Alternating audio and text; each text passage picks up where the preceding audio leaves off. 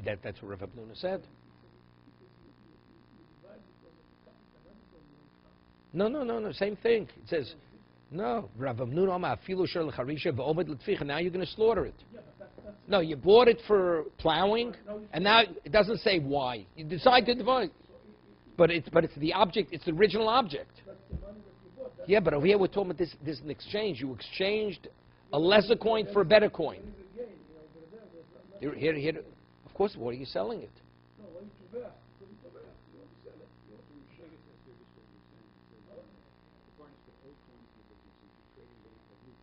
Yeah. Oh, it's the face value. That's it's only in terms of that. That's the answer. That's the answer. Of course, it's the equivalent of the original money.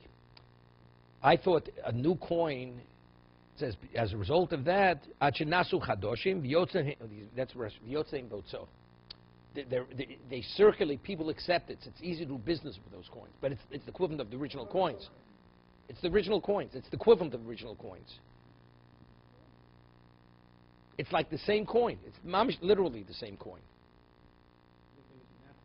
I mean, everybody agreed before with the animal, where they say, what did they divide? The original investment, they divide 50-50. The original investment, in terms of what you take out of the ox, one will get a third the base. No, when you slaughter the animal, you get 50-50. No, of course not. Only in profits were 50-50 in the animal. No, I don't, no. No, this is the chiddush. No, this is the way I understand it. When you buy an animal, right? You buy an animal. So we say 1/3, 2/3. We say you're 50-50 in the animal. So when you divide the animal, it's not you're getting one's going to take. What about the initial investment? He's not going to get a third. He's not getting his 2/3 out of the initial investment. It means, no, I understood. It means anything above that initial investment in the animal, they divide 50-50. No, but that's capital gain in the object itself. It's not how. If you take an ox and you plow a field, I understand, because you don't have an ox to plow unless, right? You don't have a ox to plow unless each of them contributed whatever the percentages are. That they divide 50-50. But in the object of the animal, I mean, why shouldn't the person put 2/3? Why shouldn't he get out minimally what his original 2/3? Above that, I understand. That'd be 50-50. But the original 2/3, why shouldn't he get it out?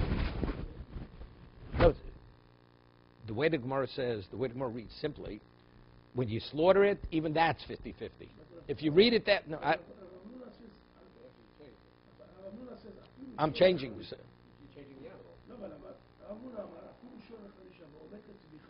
Yeah. Haschar lemsa. No. The schar means the profit above the additional investment. It doesn't make sense otherwise. Why shouldn't the guy get 2/3 of his money back on the base investment? It's true, but it's not a condition. It's just the svara. It's not. I'm only agreeable to that, to give the third, if even on your base investment we're 50-50. No, according to Rabbi says no, that even on the profits it's 2/3, 1/3. That's what Rabbi said. That's where Shmuel means 50-50. But that's, of course, it's 2/3 in the animal itself. In the animal itself, it goes up that it's 2/3, 1/3 always.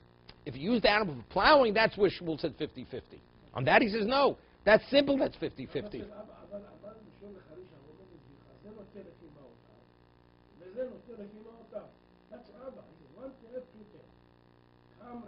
No, what is that? What is that? What is Zen note? What is that? What he says, no total fimosov. That means even in the increase of value in the ox, in the meat. You're selling the meat. That's because then he says, afilu schar. What's schar? Schar always means not. You should say the value. Schar means profit. The schar is lemtza. I mean, the 2/3, anything above the initial investment, 2/3, that we divide, even though it's the animal itself. You know, you buy a building, right? You buy a building, cost you $100,000. One person gives 33 in the third, the other pays 66 in the third. Now the building goes up to 500,000. You take out, you get that immediately. You're 66 and 2/3. You get your now everything above that. That's all profit. That we divide 50-50. Even though that's the building, it's not the rent of the building. That's what Rav Hamnuna. That's what Rav Hamnuna is saying. No, Rabbi's talking about the rent of the building. The rent, not the building. No, he's talking Shor L'Charisha V'Charish, and it's Choresh. That's what he says. V'Stavar V'Shor L'Charisha V'Omed L'Charisha. Using it to plow. No, wait. No, wait.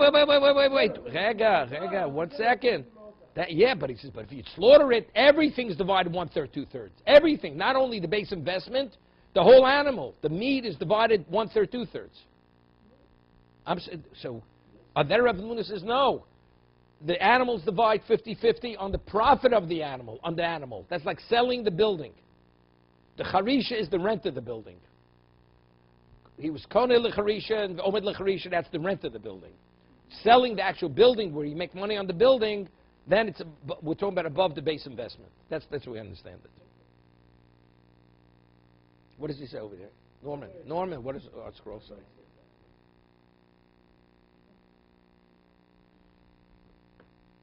You know why? Because you're the third investor.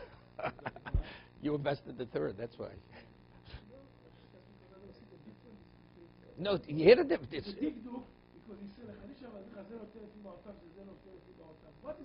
No. Right, but the meat is worth more than what they paid for. It doesn't say anywhere. Lefi Mosef, regardless. Lefi Mosef, third, 2/3. Third, 2/3. Third, 2/3. Okay, so whether it's up or down, it doesn't say. כאן רב אמנונה יכולת, what's the מחלוקת? אפילו שהולך האישה ועומד אצליחה, השכר לאמצע. Right. Cut it, we half and half. No, that's what I'm saying. We're talking about the profit of the meat. No, the meat half and half. So what does he say? What does he say? Schar. What does he say? Schar, Avi. Wait a second. So what? I'm asking you.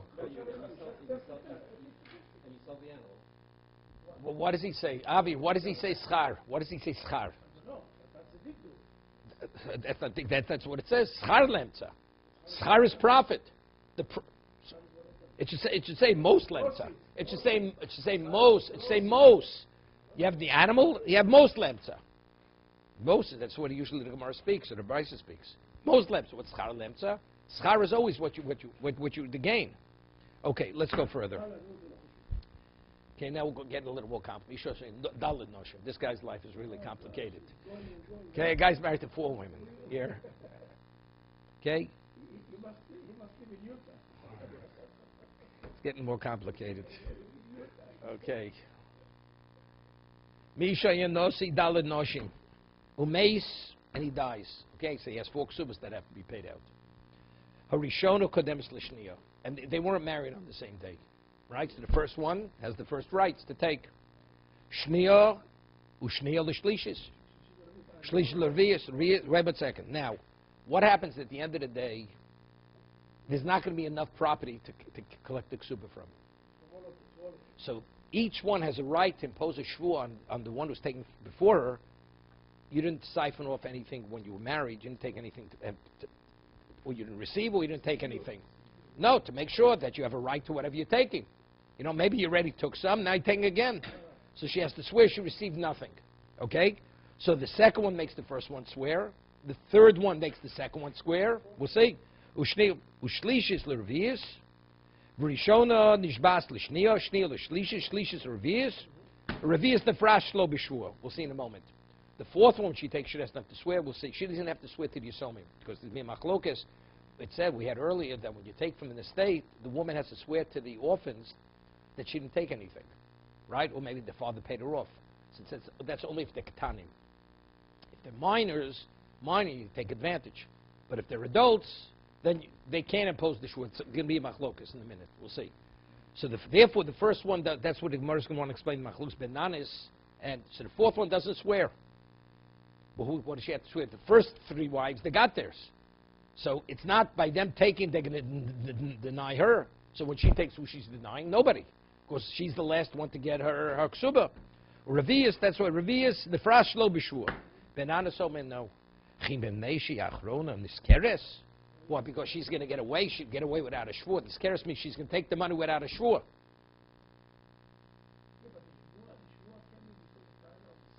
No, they all.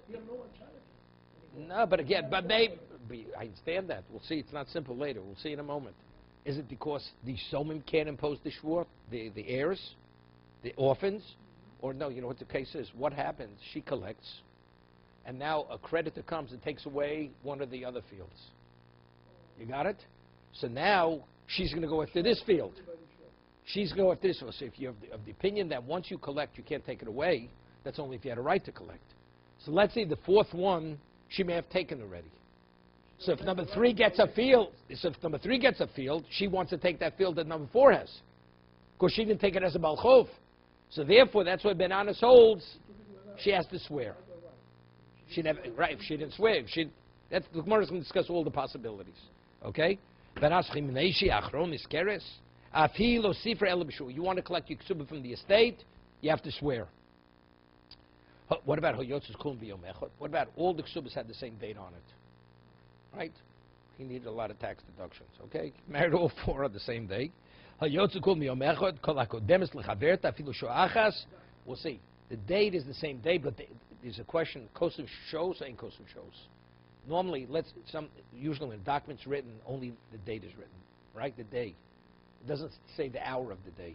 But let's say in the Yerushalayim, we'll see they would write even the hour of the day. So we know that one's lien preceded the other one's lien, right? Because you see exactly when the obligation came about. So it says. Afilu, he says, even as much as 1 hour, it's the same day, right? Shows. Well, no. I married you now, and now later I married the second one. In that hour, I'm not. We'll see later. We'll see later. We'll see later. We'll see later. We'll see later. We'll see later. The Gemara is going to say on Amud Beis, next P'tzad Al Beis. There's machlokes remandach from Eidi Chasima Karsi, Eidi Mesira Karsi. So if you say Eidi Chasima Karsi, when the Eidim they sign, the obligation is immediate at that moment. But if it shows an hour. But if you hold Eidi Mesira, the Gemara is going to differentiate. If you hold like Rabbi Loza Eidi Mesira Karsi, then it depends actually. Even though it says the hour, it's not kodemis. We'll see. We'll see the Gemara later. We'll see. So he says. Excuse me. What about they were written the exact same hour? Yeah? You can't give them all simultaneously. Ve'ein sham ela mona. You hear this? They only have 100. Cholkas b'shava. They divided equally. Why? Because the obligation came about the same time. What's the machlokes Ben Nanis and the Tanakama? Right? Tanakama says the fourth one doesn't have to swear. Ben Anna says the fourth one does have to swear. Hear this? Turns out one of the fields, 1, 2, 3, somebody came out, the field itself wasn't the right. Let's say it was a stolen field. Stolen field. Shein Shelo. Or Ubabalchov Mu'ucher Shekodem V'Gova.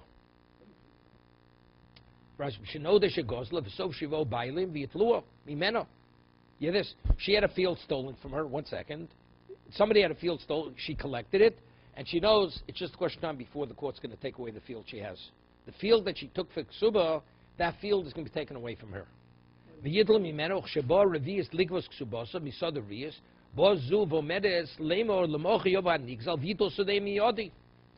to take this field, what's going to be left for me?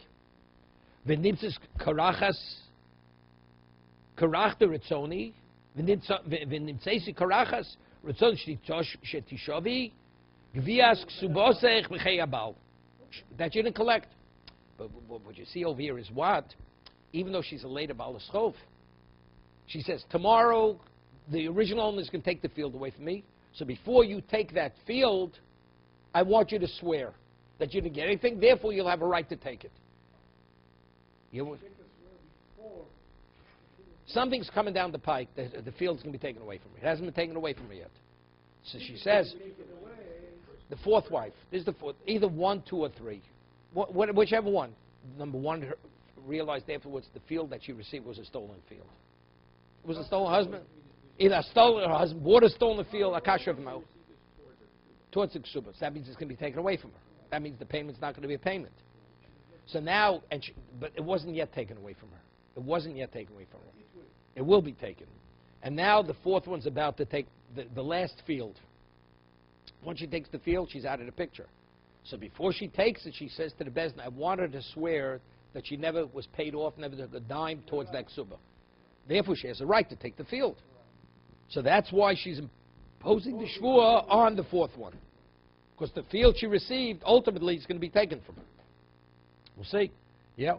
Ubalchov mu'ucher shekon v'gov b'mifli. Meaning, what about a balchov mu'ucher? The fourth wife, she's a later creditor, correct? She say, you know something? If it's going to be taken away from me, it hasn't yet been taken away. The words, the original is coming. But she can't collect. What are you worried? She collects to take it away from her. Because my lien preceded her lien. No. Even if you had a later lien, if the creditor collects, once it's there, you don't take it away from that person. So she's trying to prevent her to take it if she has no right to take it. If she has a right, she can't stop her from taking it. Even though ultimately tomorrow, the field she has to be taken. See, the Bezdin, until the field is taken away from her, they're not going to stop the fourth one from taking her ksuba. They're not going to stop it. They don't know factually. She heard that somebody's coming, words out that it was stolen.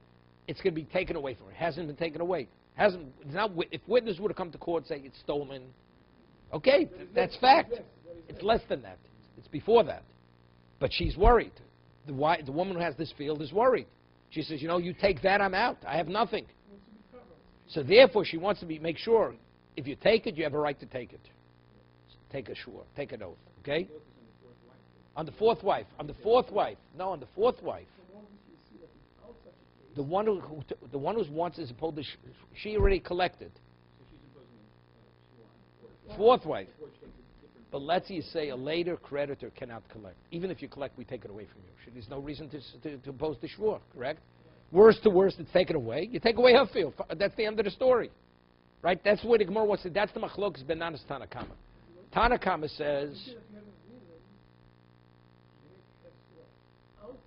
right. So then you can't make her.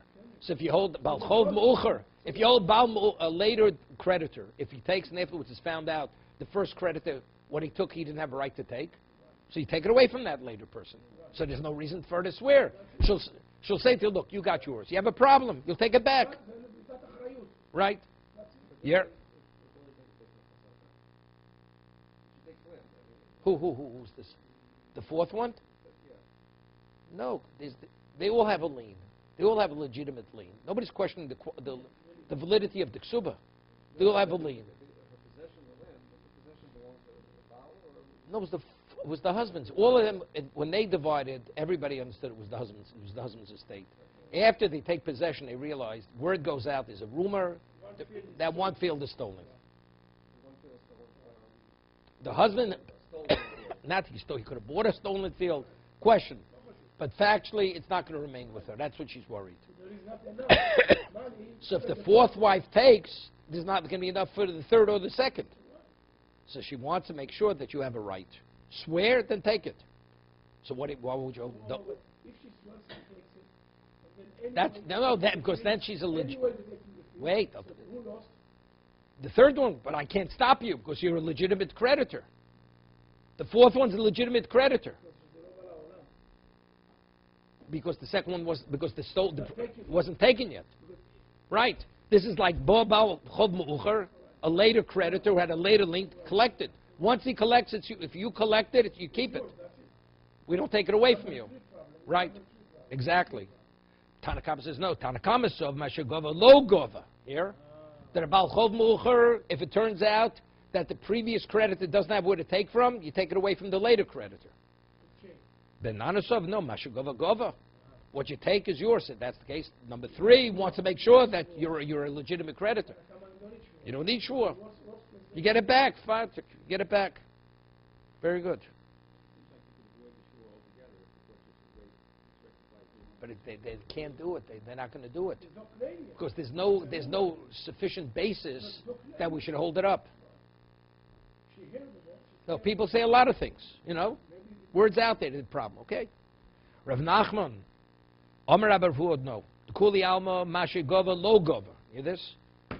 Rav Nachman's name Rabbi Vuod. Everybody agrees no. If a later creditor collects and later you find an early creditor it has nowhere to collect from, you take it away from him. It's not a valid collection.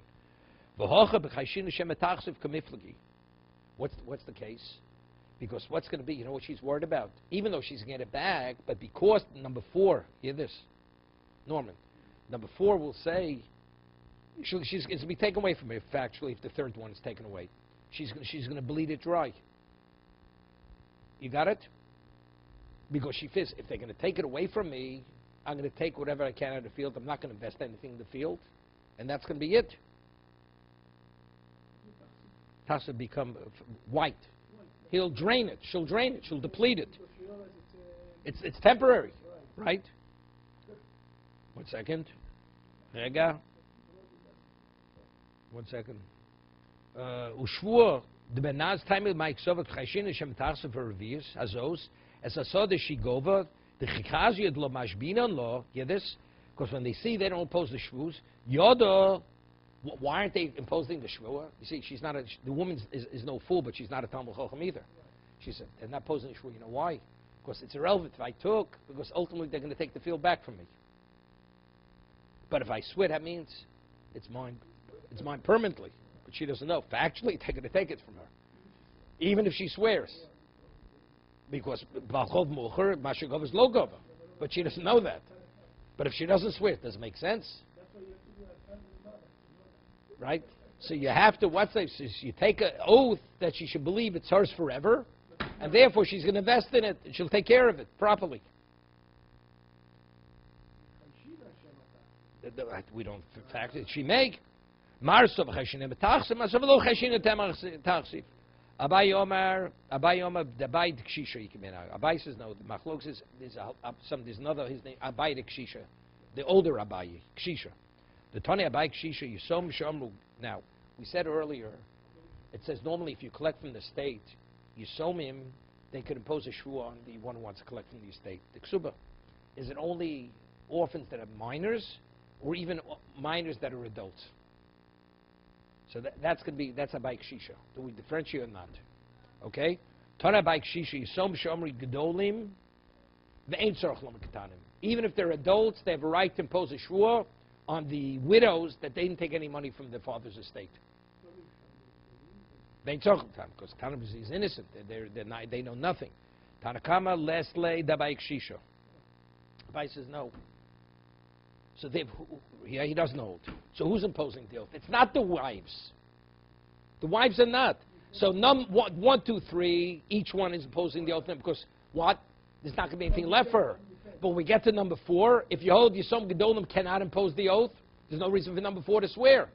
Because they Yisom Gedolim. Ben Anas holds even Gedolim have the right. So who's imposing the shvua on the 4th one? The Gedolim. Not the wives. Yisom Gedolim.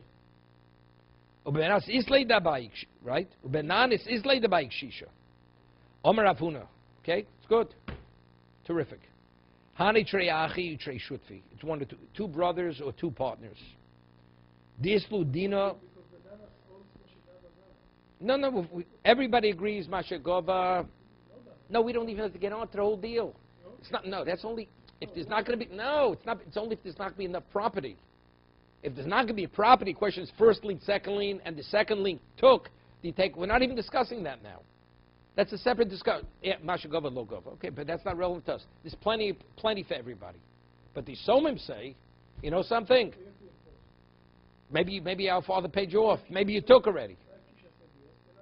Okay, good. So that's right. That's the machal. Amar Ravuna Hani Treyachi Treishut Insushat. The Islu Dina Badichad. Yeah? 2 brothers. They have a piece of property. Okay, they bought property for $1,000. Now a person has a claim against one of the brothers, and he wants to collect. Okay, Vozachad Minai Badei Lidino, and one of them goes to din with him. You know, Lo motzi idach l'meimele les at bal didvorim diyat. Lo motzi idach l'meimele at la bal didvorim at. Yeah? El shlichusei ovad. Meaning, let's say that man. Wait a second. Rashi said no. Otrei. Vozachayim abhadi lidina bedovah shutfis. V'yotzai shutav chayiv. It was ruled regarding this. The shutav was found guilty, so they want to collect the land. So the man says, "That's my brother. What's that? Well, that's my partner. That's not me." The partner had a judgment. He has to pay so much. Now they're going after the whole property. So the man says, "What do I have to do with the property? I'm his partner. I'm his partner, but it's not my problem." Lo motzi shutav charei lemeimel lebaldin at la baldivarim. He says, "What do you have to do with me? You want to come? You have to collect my portion. We have nothing to do with one another." Now this is like, you have a house, joint husband and wife, and she says, but if you take the house, you're putting the wife out, and the wife has a right to be in the house, so you can't even collect the piece of the husband because of that. Something similar. La baldivarim diyat.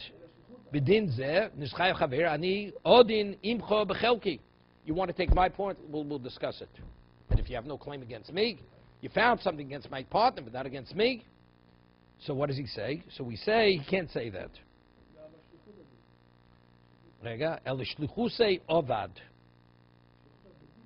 No, I think that when he went and represented the partnership, when the first one, the claim was against the partnership. The partner went to court. He lost the case. He says, "Look, I didn't have my day in court." The partner says, "I didn't have my day in court." So he says, but he's your agent. When he spoke in court, he spoke on behalf of the partnership. So therefore, when you was found, therefore the whole field is taken. You can't say to me, "I didn't have my day in court yet," right? That's right. I'll deal separately in my half. Okay, further.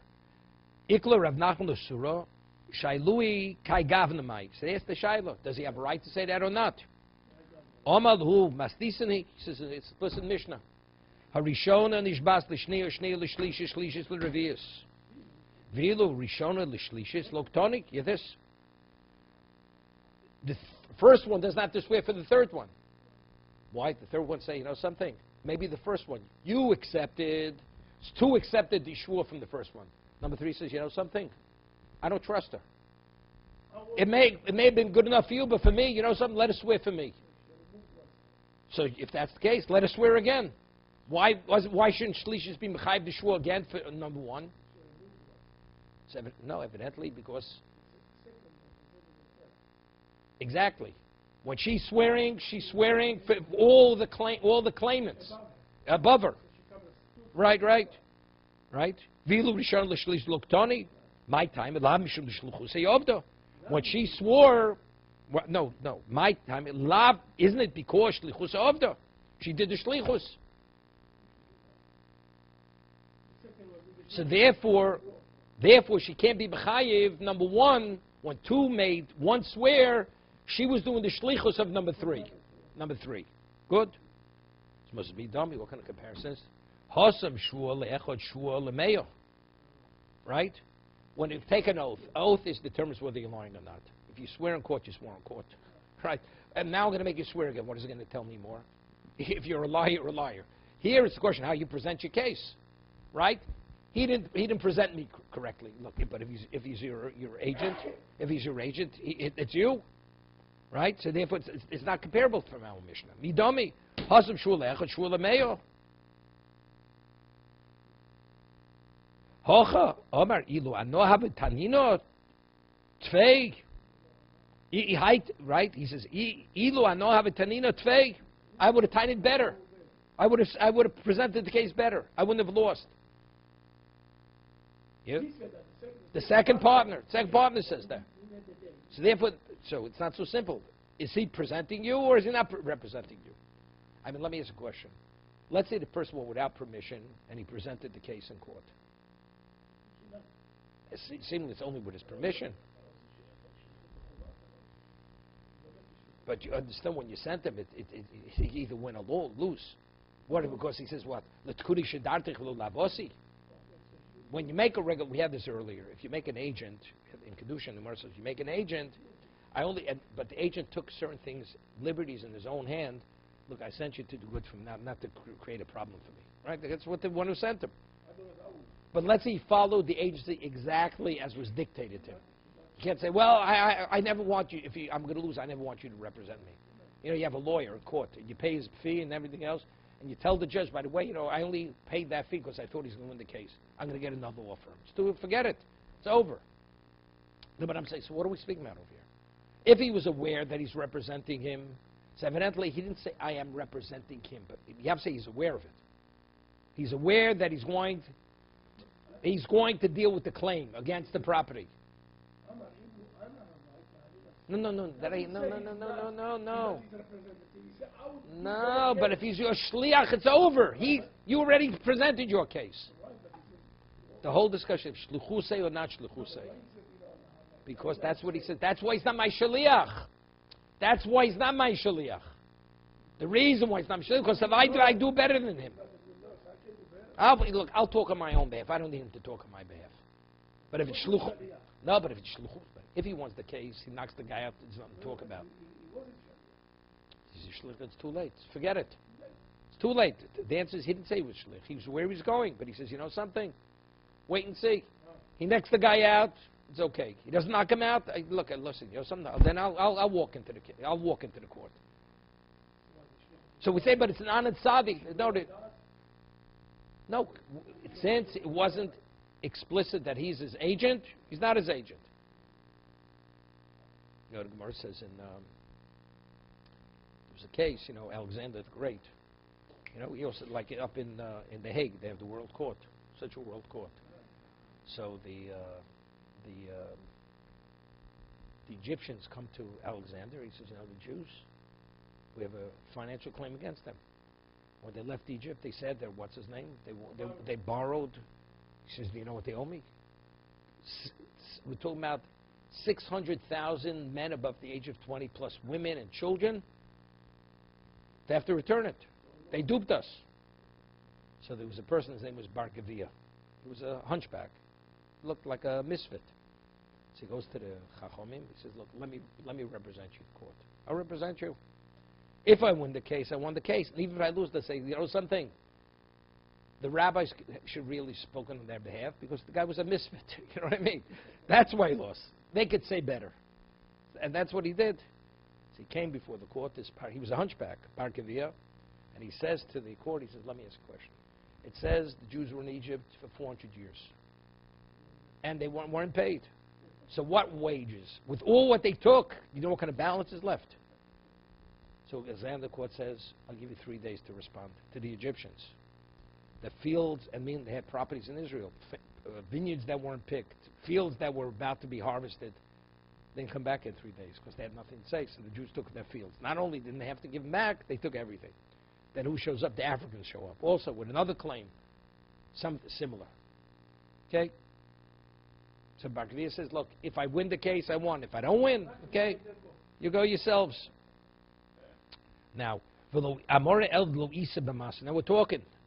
What about if the partner was in town when his partner went to court? You should have come, and you should have put your 2 cents in. Because the claim was against him and against you. You want to add, you should have added. Evidently, so you see, the answer is, you were relying on him. You relied on him, then you lost the case, you lost. It's interesting. The Chofetz Chaim speaks about a case. God, Lashon Hara. This person he has a din Torah with somebody, he loses the case. So the court writes up, in writing, you lost, you must pay this and that, and he gives him the reason why he lost. So the guy who lost the case is like, he's seething. He's upset at the court. They're a bunch of ignoramuses. What do they know? They're not fit to be a bezdin. The guy is about to explode. Meets a guy in the street, successful, intelligent guy. He says, just look at this. He starts reading through it. And as he reads, he says, it's just unbelievable. I never saw such a thing. How could these people be considered a bezdin? So he's adding fuel to the fire, this guy. So the Chofetz Chaim writes, the Shema says, das ba'u b'atamin and das. What's considered legal in the market has nothing to do with halachis, right? Has nothing to do with this. But he adds one other thing, and this is the point, which has relevance to this one. He says, very often, after the person lost the case, he thinks, he said, if I would have said something else, it would have made the difference. So what he's reading is only the way the case was heard. Now, when he realized that he lost, so what he's sharing with this guy, it's what? He's telling him a different story. What he could have said. So he goes and he makes a whole list of Isurim that he was a violation. The one who gave him added fuel. He says, what you should have said to him is, I understand what you're saying. These people are credible people. They wouldn't do such a thing. Let's go speak to them. And let's understand why. Maybe they did make a mistake. But let's hear it from the source. And if they're wrong, they'll retract. And if they're right, they'll explain to you why they're right. That's the way he deals with it. Same thing. You're in town. Why don't you come? You would have put your 2 cents in. Now that you're lost, you say, well, this and that, whatever. It doesn't make a difference. If you're there, you have a right to speak up. You're not there, the psak is in, it's over. Itmar. Beishtar Siyosam Yom Echad, famous Gemara of Basra. Rabba, you have 2 documents, the exact same date on the document. You hear this? Rabba Machokin. So 2 people, let's say it says, Ruvain sold the field to Shimon on January 1st, 1965. And Levi has the exact same document, same date. So what do? There's no way to resolve it. Divide. We'll see what Shuda Rashi learns. Shuda Daini, he's going to say it on the days. Which, if the court understands that he would have preferred to give it to one over the other, that's the one who received it first. The court makes an evaluation. They do an investigation. Based on relationships, based on the relation between the original owner and the receiver. Document, you can't tell the difference. They're identical date. That's Shuda Daini. Meaning the toss of the coin is based upon this evaluation. The valuation, but the judgment, Rabbi Tosas argues, there's no way to resolve it. It has nothing to do with if it's a gift, maybe. But if it's a purchase, right, what difference does it make? So he says, therefore, it's literally, it's a toss of the coin. It has nothing. It's not a rational ruling. We have to make peace. You know how we make peace? The court makes the decision. That's the one who gets it. So there's a famous Tosas Esakasha. Tosas Esakasha, if that's good. What's the provision of Shochad? You're not permitted to bribe a judge. Right. So if you say it's based on evaluating the intent of that, so you say taking bribery could impair the impartiality of the judge. Right? Clarity. But if it's just a toss of the coin, bribe the guy, give him a third of the value, give it to me. What is he doing wrong? That's Tosas Kasha. Tosas answers. Now, what is Shuda? This ruling. It's a psak of Bezdin. It's a psak of the court. But a dayan who takes shochet is not a dayan. So it comes out it's not a psak. That's what Tosas answers. Yeah? It's a ruling. It has to be a ruling of the court. The moment the judge takes bribery, he's not a judge. It's not a court. So the ruling is not a valid ruling. It's not a court. Finished. It's not a judgment. It's not a valid judgment. Because he took shochet. Shochet disqualifies him as a dayan. He's disqualified. So therefore, it's not a shuda. Okay? So good. Rav Amar Rega. Rav Amar Choget Shmuel Amar Shudaini. Lema Rav Diyom Kareb Meir Diyom Eri Chasima Karsi. Yeah. Eri Chasima Karsi Shmuel Amar Diyom Kareb Lozor. Diyom Eri Masira Karsi. So Rashi explains what is that? What is that for me? Then get Eri Chasima Iker Krisus Chainlin Shtoris Elu Shneim Nechtum Biyom Echad Mokum Shein Kosim Shos. So therefore, Golu Daitayu the Makpira Al Korim L'Chavero. Meaning the document in its own right already is a self-contained document. You hear this? So therefore, when he wrote both of those signatures in the document, he was saying Ruvain's the owner, Shimon's the owner, and Levi's the owner. Because the document itself already has validity as a document already. Okay? You can't. See, this is very good according to Rashi, that Rashi is saying, Shuda is, you have to value who would have preferred to give it to. So what he's saying, so if it's Eri Chasima Karsi, he gave both of them something which is viable, so he already revealed what's his das. His das is both of them. He wants both of them to have it. You want both of them to have it, so what do? Yachloku. So what does Shmuel hold? Right? Because he already...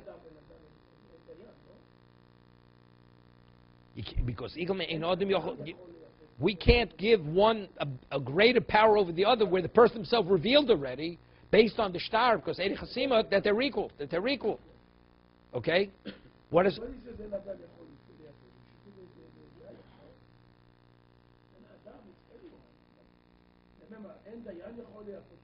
I think it means the Dayan. I think it means, yeah. But so what's Rebbe Lozer? Shmuel holds, Api she'enol of Eidim, shlo nosnu b'fnei Eidim, go from the chosm shubodim, she'en Eidim chosm al get, el ntigonon. Shema Yemusa, right? So what's the thing? Shema Yechovi, wait 1 second. Vochi Shloma Shemo Echro Yechovi v'olav Yoser, v'kodem Moshe Lo. Evidently, we don't have the Eidim Masira. Eidim Masira is somewhere else. Right? They both come with a document, and the Eidim has Eidim Chasima, so we know it's a legitimate document. But what caused the transfer? What caused the transfer is the Eidim Masira. When the Eidim Masira saw it being given, we don't know. We don't know who he gave it first to. Right? So if that's the case, what do? Because Moshe Lo as a Sheni, Hito. V'chilu Yadina name a Shuded Daini. So therefore, he says, Lefi Mashem Roim, Mi Hoyo Rogil Etzlo Yose, the Shud Adif Michaluka. So again, but it's an evaluation. Who did he give it to first? Evidently, he gave it to first, the one who we really wanted it to be. So according to Rashi, the whole approach is we have to evaluate who would he prefer to receive it. Shmuel. That's why you say Shuda. Who did he give it to first? Right. If you say Eidi Chasima, that means innately in the document already he revealed, this is the one I want. There's no Shuda. Right, correct. Doma Eidi Masira low. The verse is low. The Kuli Alma Kareb Lozer. Just a question. It's for the sake of peace. Factually, it's a resolvable question. Right? What's better? He only said begitten, we hold like Rabbi Loza Eidi Masira. Can we come to Shmuel af Bishtoros? Machal the Rav Sovish Shtoros Lo. Mater Rav Domak Rameh Shmuel Rabbi Loza. To be continued. Today's daf is Tzadi Hey.